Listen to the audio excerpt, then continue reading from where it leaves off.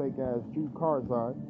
But in this book, this is the what he wrote, and it says, in 66, Judea finally exploded. Why? Because what was happening in Judea, man? They had the Romans taxing the shit out of them. Every time they turn around, they had Romans setting up garrisons in the land, and they were being highly taxed by Rome. So in 66, Judea finally, plus Yahweh Shai was put to death. A lot of the disciples were put to death. A lot of so-called Christians were put to death. A lot of prophets were put to death. So it was a lot of turmoil in Jerusalem around that time in Judea. So it says in 66, Judea finally exploded. The nationalists still waiting for the Messiah. See, they call the brothers nationalists. They said they were waiting for the Messiah. They seized the temple and drove the Roman garrisons out of Jerusalem. They pushed them Romans out of Jerusalem.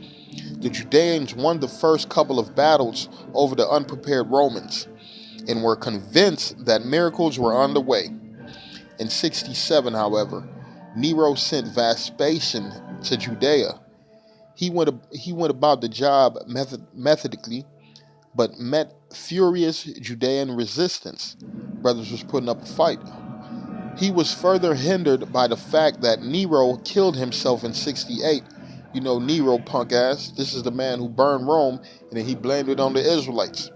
So it says Vespasian left Judea in order to claim the emperorship for himself, but his son Titus remained in charge of the army.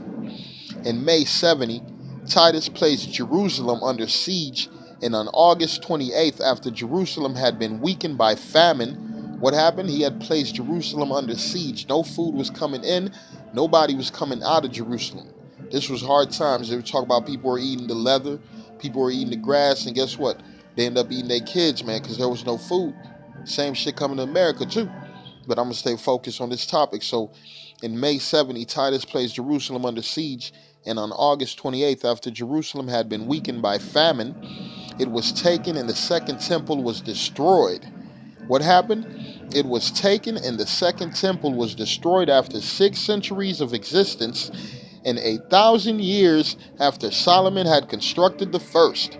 There was never to be a third. That's what Esau think. Let me go back to Matthew 24 right quick. It says, Matthew 24:2. And Yahweh Shai said unto them, See ye not all these things? Verily I say unto you, there shall not be here one stone upon another that shall not be thrown down. And when you go back to this book, Esau got it says in May 70, Titus placed Jerusalem under siege, and on August 28th, after Jerusalem had been weakened by famine, it was taken and the second temple was destroyed. After 6 centuries of existence, and 1,000 years after Solomon had constructed the first, there was never to be a third.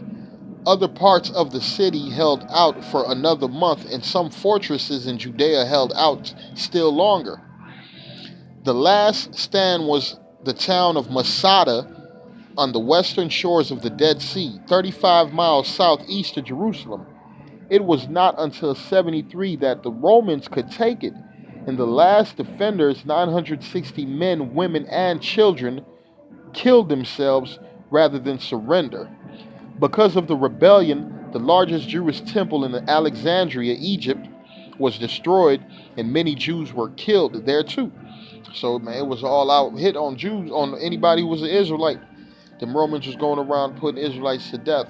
Why? Because the Israelites were rebellious against the Roman ways, man. Israelites was tired of paying them taxes. Israelites wanted to be under their own laws.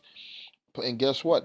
The Israelites was going off anyway, because guess what? They just put the Messiah to death, man, 30 years prior, 40 years prior. So let me continue reading, and it says 960 men, women, and children killed themselves rather than surrender. Because of the rebellion, the largest Jewish temple in Alexandria was destroyed, and many Jews were killed there too. It was an utter disaster for the Jews. Although in the quiet that followed, the Old Testament finally reached its present form. So, man, with that, man, Jake got messed up, because who was left back there? That was Benjamin, Judah, and Levi, the southern kingdom. And the Most High told him, if you didn't want to follow, man, bad things was going to happen to you. Let me back it up with scripture. This is Deuteronomy's.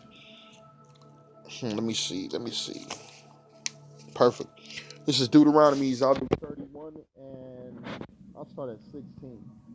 And the Lord said unto Moses, behold, let me get to the point. Oh, perfect. All right, then it goes. And the Lord said unto Moses, behold, thou shalt sleep with thy fathers, and this people will rise up and go a whoring after the gods and of the strangers of the land, whither they go to be among them, and will forsake me, and break my covenant which I have made with them. Then my anger shall be kindled against them in that day, and I will forsake them, and I will hide my face from them, and they shall be devoured, and many evils and troubles shall befall them, so that they will say in that day, are not these evils come upon us because our power is not amongst us? And the Lord wasn't with them when Judea got taken down. The Lord wasn't with us. And it says 18, and I will surely hide my face in that day for all the evils which they have wrought, and that they are turned unto other gods. And because of us going off, turning to other gods, forsaking the laws and wickedness, shedding blood of other Israelites, unrighteous dealings, adulterous ways, all kind of wickedness, man. And the Lord just turned his face from us, and we got destroyed as a people, man. And with that, all praise Yahweh by Hashem Yahweh Shai.